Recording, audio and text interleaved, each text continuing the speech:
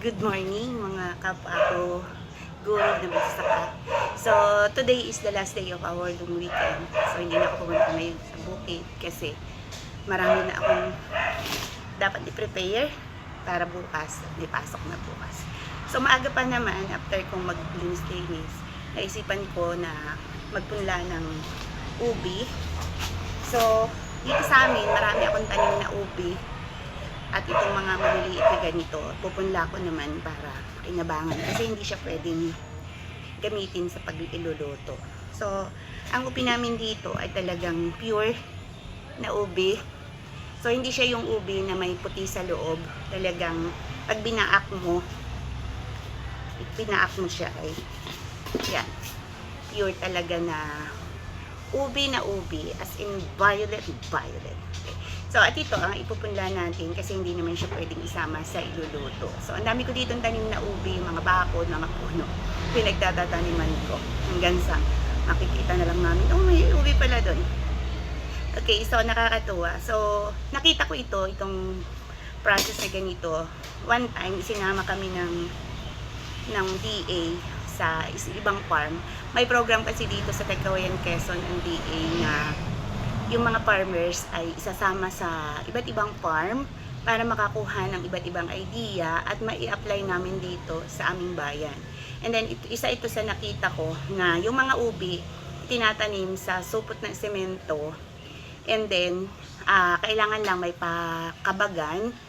At kapag pwede nang i-harvest, babaakin na lang yung supot ng semento. So, hindi na maghukay. So, kaya lang, kailangan mo nang ipunla. At magpupunla tayo ngayon. So, after na mabaak, look, oh, super, halos mangitim-ngitim na sa pagka-ube. Ayun naman, ilalapit ko sa inyo. So, parang ubing-ube na, parang maitim-itim na.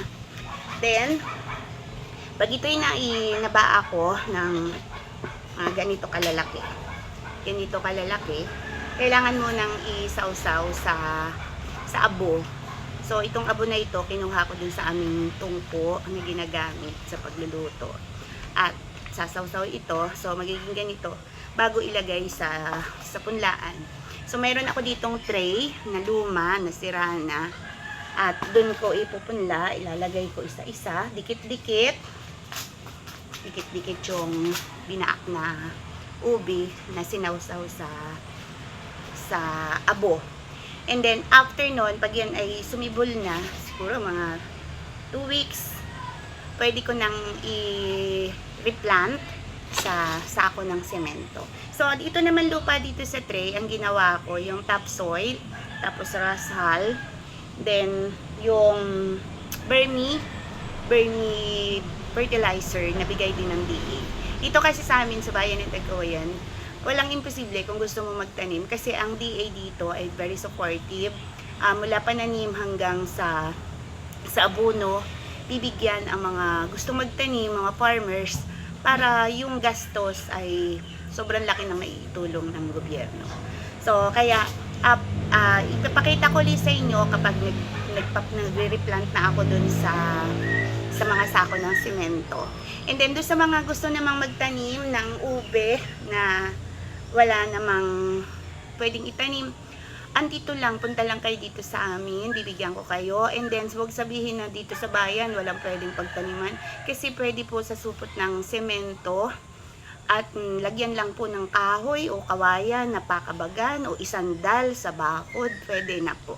Ganon din po, pag papakita ko sa inyo one day yung mga talong ko sa kamatis na nasa mga timba, yung mga hindi ginagamit, mga galon, mga mineral water. So, doon lang po tinatanim kasi nga po ay kukunti yung space para pagtaniman.